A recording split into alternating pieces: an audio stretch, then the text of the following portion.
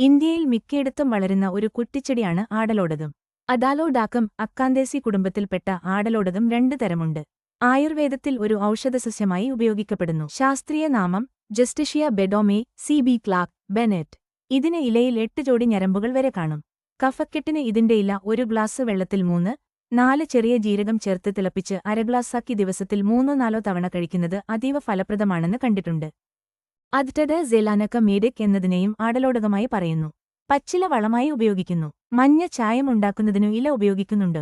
ചില ആൽക്കലോയിഡുകളുടെ സാന്നിധ്യമുള്ളതുകൊണ്ട് ഫംഗസും കീടങ്ങളും ആക്രമിക്കാത്തതുകൊണ്ട് പഴങ്ങൾ പൊതിഞ്ഞു സൂക്ഷിക്കാൻ ഉപയോഗിക്കുന്നു.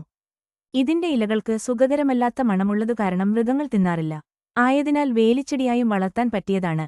ബി. സിസ്റ്റർ 3-ാം നൂറ്റാണ്ടിലോ 4-ാം നൂറ്റാണ്ടിലോ എഴുതിയ അമരകോശത്തിൽ ആടലോടകത്തിന്റെ 8 പര്യായങ്ങളായ വൈദ്യമാതാവ്, സിംഹി, വാശിക, വൃഷം, ആരൂഷം, സിംഹാസ്യം, വാസക, വാജിദണ്ഡകം എന്നിവ രേഖപ്പെടുത്തിയിരിക്കുന്നു. ഈ വീഡിയോ ഉപകാരപ്രദമാണെന്ന് തോന്നിയാൽ ലൈക്ക് ചെയ്യൂ, നിങ്ങളുടെ സുഹൃത്തുക്കളുമായി ഷെയർ ചെയ്യൂ. കൂടുതൽ ഇത്തരത്തിലുള്ള ആരോഗ്യ ടിപ്പുകൾക്കായി ഞങ്ങളുടെ ചാനൽ സബ്സ്ക്രൈബ് ചെയ്യാനും ബെൽ ഐക്കൺ അമർത്താനും മറക്കരുത്.